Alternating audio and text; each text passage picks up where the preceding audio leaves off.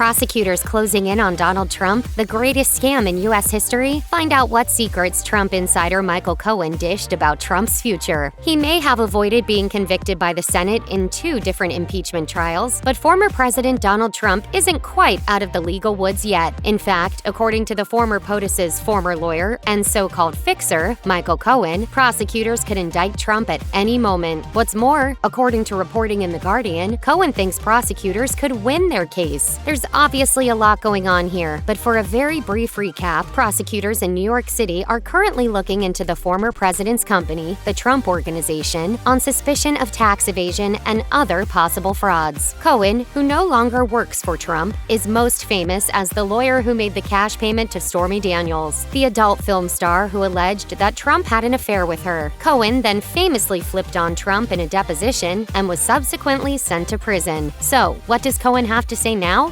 Speaking to NBC's Meet the Press, Donald Trump's former lawyer, Michael Cohen, alleged that Trump is guilty of his own crimes, but that he did help the former president in fudging the numbers when reporting the worth of his own assets. Cohen also said in the interview that Manhattan prosecutors are looking into the whole Trump family, but he didn't want to give away specifics for fear of tipping the family off. Cohen claimed they are going after Donald. They're going after Don Jr., Eric, Ivanka, a whole slew of individuals, family as well. The former Trump insider went on to state, "Every statement that I make, I've backed up with documentary evidence. I truly believe that they can indict Donald Trump tomorrow if they really wanted, and be successful." Prosecutors have already made some high-profile indictments, including indicting the Trump Organization's chief financial officer, Alan Weisselberg, according to The Guardian. During his appearance on Meet the Press, Michael Cohen also repeated his previously stated conviction that Donald Trump will not run for office in 2024, despite statements to the contrary. Why? Basically, because Trump makes too much money hustling his supporters in fundraising drives in what Cohen called the greatest grift in U.S. history. Cohen told NBC's Chuck Todd, "Donald Trump has made it very clear that he is grifting off of the American people. He makes the statement that, 'I'm thinking about it. I'm thinking about it.' That's only to keep the grift going. It's really amazing that people don't see exactly what the guy is doing." One of the things Donald Trump has done is grift off the big lie. If he loses, which he will in 2024, what happens to the big lie? The big lie disappears. Referring to Trump's previous promise to run for office in 2011, presumably after Barack Obama humiliated Trump during a White House Correspondents' Dinner, Cohen said Trump would do the same in 2024, saying, "It's not gonna happen. He's going to run it like he did in 2011, right to the very, very last second." Though the Manhattan District Attorney's Office has already brought charges against Alan Weisselberg, the CFO of the Trump Organization, perhaps in an effort to make him turn on Donald Trump, just as indicting Michael Cohen did, Cohen feels it is not enough. Cohen says Weisselberg's family is culpable too, saying they should be squeezing right now Alan's son, Barry Weisselberg,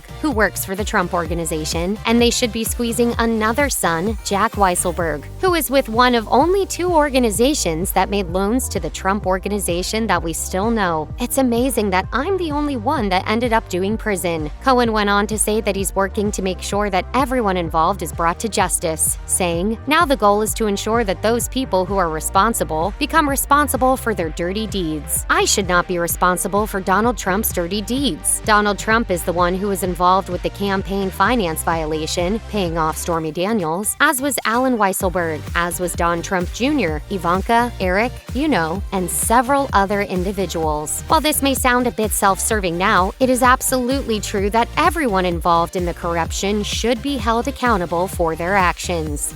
Check out one of our newest videos right here. Plus, even more Nicki Swift videos about your favorite public figures are coming soon. Subscribe to our YouTube channel and hit the bell so you don't miss a single one.